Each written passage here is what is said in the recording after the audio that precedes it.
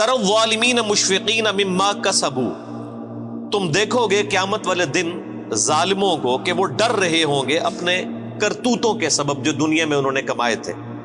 یہ دنیا میں بھی یعنی جو لوگ برے اعمال کرتے ہیں جب ان کی عدالت میں پکڑ آتی ہے تو وہ اندر سے ضمیر ان کو خود ملامت کر رہا ہوتا ہے کہ اب تو مارے گئے، اب پکڑ کے سوا کوئی چارہ نہیں۔ اور پھر اللہ کی عدالت جہاں کوئی چھڑوا نہیں سکتا، کسی کی دھوں زبردستی نہیں ہے، کوئی جھوٹی گواہی قبول نہیں ہو سکتی، کوئی سفارش قبول نہیں ہو سکتی، جب اللہ تعالیٰ کی بارگاہ میں کو پکڑا جائے گا تو وہ دل ہی دل کے اندر ڈر رہے ہوں گے، لرزاں و ترساں ہوں گے۔ وَهُوَ وَاقِعٌ بِهِمْ، جبکہ وہ عذاب ان پہ واقع ہو کر رہے گا۔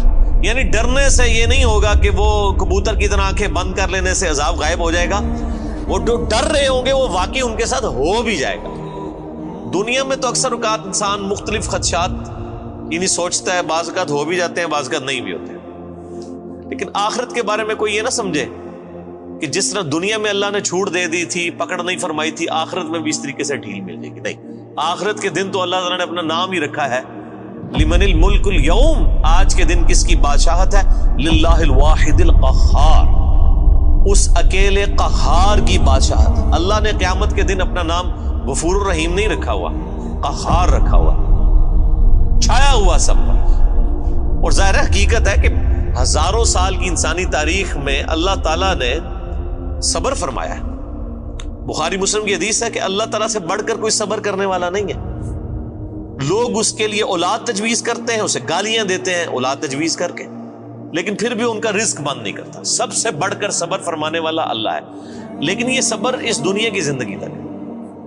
آخرت کی زندگی میں اللہ تعالیٰ نے پھر کسی کا لحاظ نہیں کرنا، حق کا وہ تو پھر واضح آ گیا۔ وَمَن يَعْمَلْ مِثْقَالَ ذَرَّةٍ خَيْرًا يَرَهُ وَمَن يَعْمَلْ مِثْقَالَ ذَرَّةٍ شَرًّا يَرَهُ، جس نے ذرے کے برابر بھی نیکی کی ہوگی وہ بھی پیش کر دی جائے گی، اس کے سامنے رکھ دی جائے گی، اور جس نے ذرے کے برابر گناہ بھی کیا ہوگا وہ بھی سامنے رکھ دیا جائے گا۔ یہاں تو اکثر لوگ کہہ دیتے ہیں جی اللہ تعالیٰ نے چھوٹی چھوٹی گلاں نال کی لینا دینا، اور اللہ تعالیٰ ہمارا ذرے کے برابر بھی نیکی کی اجر پاؤ گے، اور ذرے کے برابر گناہ بھی کیا اس کا پھر تم انجام دیکھ لو۔ والعیاذ باللہ تعالی۔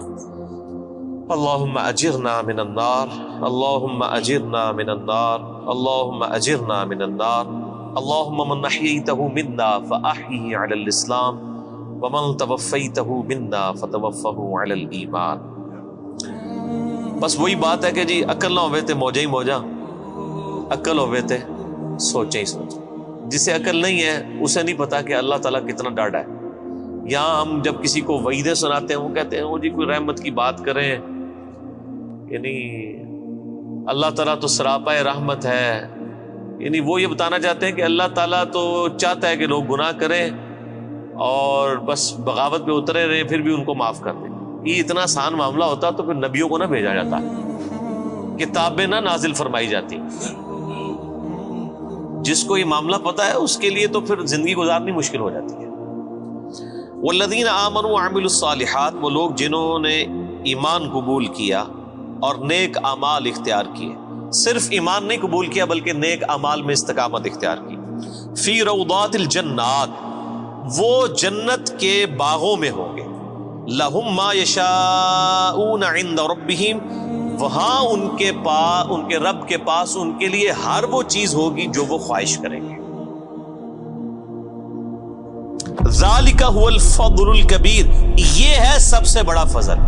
یعنی لوگ سمجھتے ہیں کہ دنیا میں اعلیٰ منصب حاصل ہو جانا، یا پچھلے دنوں الیکشن ہوئے ہیں تو لوگ سمجھ رہے تھے شاید پرائم منسٹر بن جانا کوئی بہت بڑا عہدہ ہے، دنیا میں بہت زیادہ دولت کما لینا کوئی بہت بڑا عہدہ ہے۔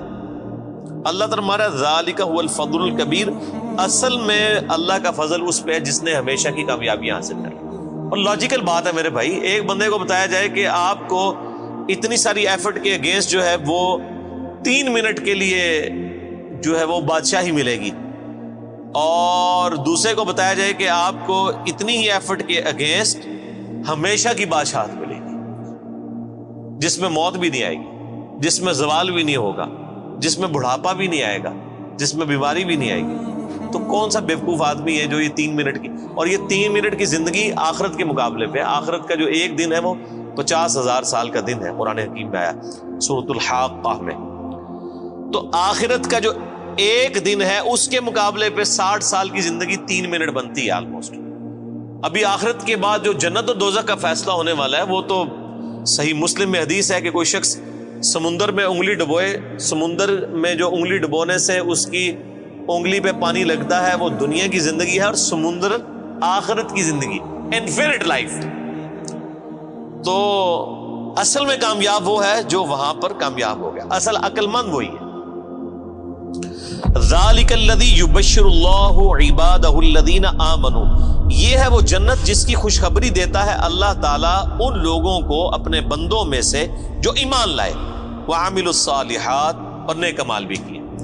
قرآن پاک میں کہیں بھی جنہوں کہتے ہیں چھڑا ایمان کدھر بھی نہیں ذکر ہویا, خالی ایمان جو کچھ بھی ہے اللہ تیرے محبوب کی امت سے ہے, نہیں.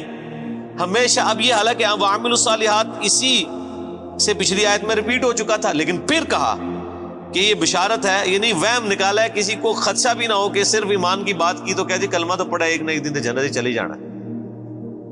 ٹھیک ہے نا جی, وہ تو صحیح بخاری کی حدیث ہے, میری پوری امت جنت میں جائے گی سوائے اس کے کہ جس نے خود ہی جنت میں جانے سے انکار کر دیا. تو صحابہ نے پوچھا یا رسول اللہ صلی اللہ علیہ وسلم کس نے انکار کیا؟ تو آپ نے بڑا سمپل جملہ ارشاد فرمایا کہ جس نے میرا حکم مانا وہ جنت میں جائے گا, اور جس نے میری نافرمانی کی اس نے جنت میں جانے سے انکار کر دیا. یعنی ایک جملے میں پورا دین کور کر دیا. یہاں پہ لوگ کہتے ہیں او جی وہ جناب وہ داڑھی چ اسلام دے نہیں ہے نا جی, اور صرف نمازیں ہی تو اسلام نہیں ہے نا. تو کون کہہ رہا ہے کہ صرف داڑھی اور نمازوں میں اسلام ہے؟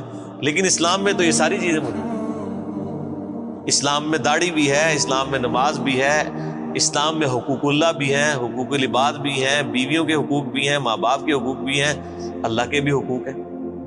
تو یہ ساری کی ساری ٹوٹل پیکج مل کے جو ہے وہ اسلام ہے نا. ادخلوا فی السلم کافہ, اے ایمان والو اسلام میں پورے کے پورے داخل ہو جاؤ. یہ جو لولا لنگڑا اسلام لیے پھرتے ہیں نا, کسی نے صرف وہ خدمت خلق کا اسلام پکڑا ہوا ہے, کس نے وہ یعنی داڑھی کا اسلام پکڑا ہوا ہے, کس نے صرف پگڑی کا اسلام پکڑا ہوا ہے, کسی نے صرف نماز پڑھنے کا پکڑا ہوا ہے اسلام, باہر نکل کے ساری بے ایمانیاں کرتے ہیں.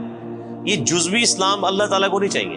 اس اسلام کی تو مثال کسی شخص کے ایسے نامہ اعمال کا تالاب ہے کہ جس کے اندر مسلسل گٹر کا پانی گر رہا ہے, وہ صاف ستھرا پانی کسی کے کوئی کام نہیں آئے گا. جب اس کے اندر گٹر کا پانی گر رہا ہے اس ملاوٹوں کے ساتھ, حرام خوریوں کے ساتھ, حق تلفیوں کے ساتھ, بدماشیوں کے ساتھ, اس طرح کا دین تو اللہ تعالیٰ کو نہیں چاہیے. اللہ تعالیٰ تو کہتا ہے ٹوٹل پیکج لینا ہے, جس نے داخل ہونا ہے اسلام میں پورے کا پورا داخل ہو, ادروائز اللہ تبارک و تعالیٰ اس کا اسلام جو ہے نا وہ اس کے منہ پہ مار دے گا قیامت کے دن. جن لوگوں نے نبیوں کی صحبت کی ہوئی, اگر انہوں نے بھی ٹرو رسپانس نہ کیا ان کی پکڑ ہو جانی ہے, باقی تو کسی کھاتے میں نہیں. تو اللہ تعالیٰ بارہ کہ اس کی بشارت دیتا ہے اللہ تعالیٰ اہل ایمان میں سے اپنے ان بندوں کو جو ایمان لائے اور نیک اعمال اختیار کیے.